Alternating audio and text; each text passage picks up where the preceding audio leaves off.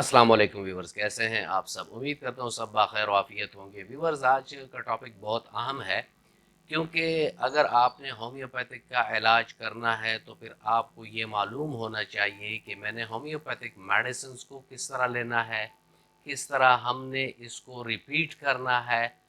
जैसे डॉक्टर आपको बताता है तो आपको कौन कौन से मंदराजात को देखना चाहिए, किस तरह हमने मेडिसिन को स्टोर करना है घर में, कि इसको अगर हम रखेंगे तो कहाँ रखेंगे, फ्रिज में रखेंगे, बाहर रखेंगे, और इसके डोज को लेने का तरीका किस तरह है।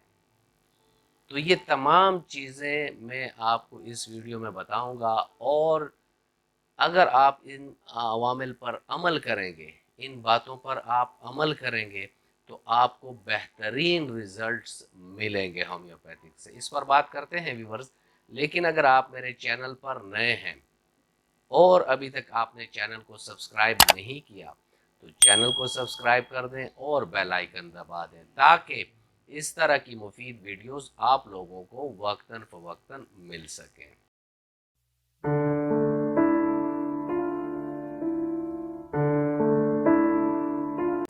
विवर्स, होम्योपैथिक मेडिसिन, अब इसमें क्या क्या चीज़ें आती हैं। इसमें मदर टेंचर आते हैं, क्यू फार्म जिसे हम कहते हैं, या ज़्यादा से ज़्यादा 1x उसको कहते हैं, और पोटेंसीज, पोटेंसी 30 से लेकर 1 लाख यानी CM और LM यहाँ तक इसकी रेंज होती है। इसके अलावा हमारे पास बायोकेमिक्स होते हैं, 12 साल्ट्स हैं, टिश्यू साल्ट्स, ये भी होम्योपैथिक में हम यूज़। अव्वल तो आप ये देख लें कि जब भी आप इन मेडिसिन को घर लाते हैं तो इनको बास चीज़ों से आपको अलग रखना होता है। ये नहीं है कि आप इसको फ्रिज में रख दें, ज़रूरी नहीं है कि आप इसको फ्रिज में रखें। आप अपने घर में किसी भी साइड में, कमरे में एक ऐसी अलग थलग जगह पर रखें जहां स्ट्रांग एसेंस और फ्लेवर वाली चीज़ें ना हो, यानी जिससे बू तेज़ आ रही हो, परफ्यूम्स हो गई हैं, कोई और ऐसी बू वाली चीज़ आप इसके साथ ना रखा करें। डायरेक्टली वेव्स वाली या जो इलेक्ट्रिक वेव्स हैं या कोई ऐसी और रेडिएशंस हैं, उससे इसको बचा कर रखें। स्पेशली जो ज़्यादा बचाने वाली चीज़ है वो है सनलाइट। सनलाइट, डायरेक्ट सनलाइट से इन मेडिसिन को बचा कर रखें, यानी कमरे में एक जगह, खुश्क सी जगह, जहां इसके पास कोई तेज़ बू वाली चीज़ भी ना हो और ये ख़तरा भी ना हो कि कोई वेव्स, इलेक्ट्रिक वेव्स हो गई हैं या सनलाइट की जो अल्ट्रा वायलेट रेज हैं इस पर लगे, तो इनसे इसको बचाना चाहिए। इसके बाद अब हम चलते हैं और देखते हैं कि लेना किस तरह है इसको। अव्वल तो तमाम होम्योपैथिक मेडिसिन जब भी आप लेते हैं तो उसमें कम से कम आधा घंटा पहले और आधा घंटा बाद में आपने कुछ खाना नहीं है। ठीक है, पानी आधा गिलास, या आप गार्गल करना चाहें तो वो आप कर सकते हैं, या आधा गिलास पानी पीना चाहते हैं तो पी सकते हैं, उसमें कोई मजायका नहीं। लेकिन खाने वाली चीज़ आपने, या खाने वाली चीज़ के साथ साथ तंबाकू हो गया, बाज़ लोग पान खाते हैं, बाज़ लोग गुटखा खाते हैं, ये छालियाँ हो गई हैं, सिगरेट हो गए हैं, स्मोकिंग जिसे कहते हैं, या अल्कोहल हो गई, तो इन टाइप की चीज़ों को भी आपने आधा घंटा पहले और आधा घंटा बाद होम्योपैथिक मेडिसिन के साथ कभी भी इस्तेमाल नहीं करना, क्योंकि इससे ये होगा कि मेडिसिन की जो मेडिसिनल वैल्यू है, जो आपको एफिकेसी चाहिए होती है, वो आपको वो नहीं मिलेगी जो मिलनी चाहिए। अब हम चलते हैं और देखते हैं कि हम मदर टेंचर्स को, यानी क्यू फॉर्म में जो मेडिसिन आती हैं, उसको किस तरह लें। पहले तो आप अपने गार्गल किया करें हर बार मेडिसिन लेने से पहले, ताकि आपका मुंह जितना साफ होगा, जो आप पहले खा चुके हैं या पहले कुछ आपके मुंह में किसी चीज़ का जायका है या वो, तो ये तमाम चीज़ें आपके मुंह से चली जानी चाहिए। यानी उस गार्गल करके उसके बाद आधा कप, आम घर में चाय पीने वाला कप जो है वो आधा कप आपने नीम गर्म पानी लेना है। फिर डॉक्टर ने जैसे आपको प्रिस्क्राइब किया हो, 5 से लेकर 15 या 20 कतरे तक मदर टेंचर आप उसमें डाल लें, लेकिन उसको अच्छी तरह स्टेयर करें, या दूसरा तरीका ये है कि जो डॉक्टर ने डोज बताई हुई है वो आप प्याले में डाल लें, ऊपर से आधा कप उसमें बॉयल पानी या नीम गर्म पानी उसमें डाल लें, तो दवाई अच्छे तरीके से उसमें डिसॉल्व हो जाएगी और उसको आप पी लें।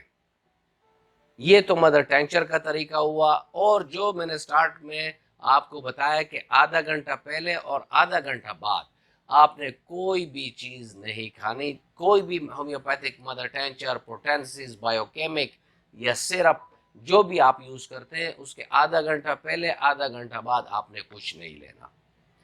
पोटेंसिस में याद रखें कि आप डायरेक्टली उसको ज़ुबान के ऊपर या ज़ुबान के नीचे, यानी जुबान को जब आप ऊपर करते हैं तो उसका जो निचला हिस्सा है वहां भी आप 2 ड्रॉप्स डाल सकते हैं। तो व्यूअर, अगर बच्चे हैं और ख़वातीन हैं और वो डायरेक्टली ज़ुबान के ऊपर या ज़ुबान के नीचे 2 कतरे नहीं डाल सकते और वो कहते हैं कि हमें ये सूट नहीं करता या बुरा लगता है, और होता भी ये ज़रा तेज़ होता है इसकी स्मेल भी, और क्योंकि ये बिल्कुल प्योर फॉर्म में उधर डालना पड़ता है तो डेफिनेटली वो तेज़ भी होता है, तो ऐसे में फिर इन लोगों के लिए आप ग्लोब्यूल्स और डिस्कट भी बना सकते हैं। जब ग्लोब्यूल्स और डिस्कट आप लोगों को मिल जाए तो उसका तरीका ये है कि कभी भी आपने ग्लोब्यूल्स और डिस्कट को हाथ नहीं लगाना, उसी के कैप में आप ग्लोब्यूल डालकर जुबान के नीचे भी आप रख सकते हैं, उसको चूस भी सकते हैं, क्योंकि चूसने के अमल में ये होता है कि वो डायरेक्टली ही टेस्ट बर्ड्स के थ्रू ब्लड स्ट्रीम में शामिल हो जाते हैं। अदरवाइज अगर आप उसको निगलते हैं तो फिर तो वो फुल जो डाइजेस्टिव ट्रैक का सिस्टम है उससे गुजर कर ही ब्लड स्ट्रीम में दाखिल होगी। तो अगर आप डायरेक्टली जबान पर उसको चूस लें, बाद में आप पानी पी सकते हैं आधा कप, मतलब पानी बंद नहीं है। इसके बाद जो हमारी बायोकेमिक हैं, कैलकेरिया फ्लोर, कैलकेरिया फॉस, इस टाइप की चीज़ें जो हैं, इसको आप 4 से 6 गोलियां ले सकते हैं। इसका भी वही तरीका है कि या ज़बान के नीचे रख लें और उसको चूसते रहें ताकि वो आहिस्ता आहिस्ता हल होकर आपके ब्लड स्ट्रीम में दाखिल हो सकें, या ऊपर से ही आप उसको चूस लें, बाद में आधा कप या थोड़ा पानी आप पी सकते हैं, उसमें कोई मजायका नहीं है। जहाँ तक होम्योपैथिक मेडिसिन के साथ खुराक की परहेज है, उसमें एक परहेज तो वो होता है कि जो डिजीज के तवासत से होता है, कि अगर किसी को यूरिक एसिड का मसला है और आपने यूरिक एसिड की अद्वियात उस पेशेंट को दी हुई हैं, तो उसको प्रोटीनिशियस डाइट से परहेज करना चाहिए, दही से परहेज करना चाहिए, लस्सी से परहेज करना चाहिए, क्योंकि आपकी दवाई यूरिक एसिड को कम करती है। और अगर वो ये डाइट लेगा जो यूरिक एसिड को बढ़ाती हैं तो पेशेंट को कोई फर्क नहीं पड़ेगा, यानी शिफा का अमल उसका बहुत स्लो और कम होगा। और एक ये होता है कि जैसे कॉफ़ी में कैफीन है, तो कैफीन अगर आप इस्तेमाल करते हैं तो ये एक एंटीडोट सा है और होम्योपैथिक के असरात को ये ज़ायल करता है। बाज़ काशीराम की जो मटीरिया है उसमें यहाँ तक भी लिखा हुआ है कि कहवे से भी परहेज किया करें, यानी कहवा इलाज के दौरान आप ना लिया करें। साथ में अल्कोहल जो है वो तो बहुत ही तेज़ सी चीज़ है, ये भी इस्तेमाल नहीं करना चाहिए। नशा आवर जितनी चीज़ें हैं उनसे परहेज करना चाहिए। प्याज हो गया है, लहसुन हो गया है, जिसके बहुत स्ट्रांग एसेंस होते हैं, यानी उसकी बू भी तेज़ होती है, और अगर आप खा लें तो बिल्कुल आपके मुंह में टेस्ट भी उसका होता है, और ऐसे में आप होम्योपैथिक दवाई उसमें खाना चाहें अपना ही एक केमिकल रिएक्शन बनेगा, तो उसमें एहतियात डेफिनेटली करें।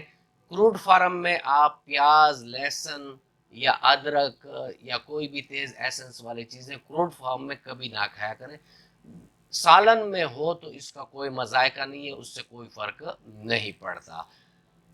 इसके अलावा परफ्यूम हो गई हैं, बहुत तेज़ परफ्यूम आपने लगा ली है या आपके उंगलियों पर है, तो इसमें भी ये हम इसलिए कहते हैं कि जो डिस्क्रिट और जो ग्लोब्यूल आपने लेनी होती हैं उसको आप उसी दवाई के कैप में लिया करें, ताकि उसके जो अगर आपके हाथ पे परफ्यूम लगा हुआ है या कोई और चीज़ है तो उससे कंटेमिनेशन का ख़तरा नहीं होता।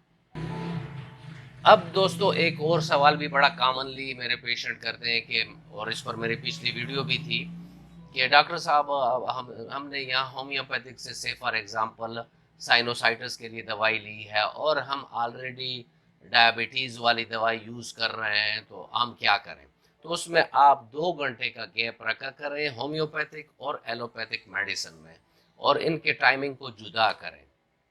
तो इस तरह आप वो दवाई भी ले सकते हैं और ये दवाई भी आप ले सकते हैं। व्यूअर्स, ये था आज का टॉपिक और मैं उम्मीद करता हूँ कि आपको अच्छा लगा होगा। अगर आपको अच्छा लगा है तो वीडियो को लाइक कर दें और फ्रेंड एंड फैमिली मेंबर्स के साथ इसको शेयर कर दें। मिलते हैं किसी ऐसी ही अच्छी वीडियो में, तब तक के लिए इजाज़त।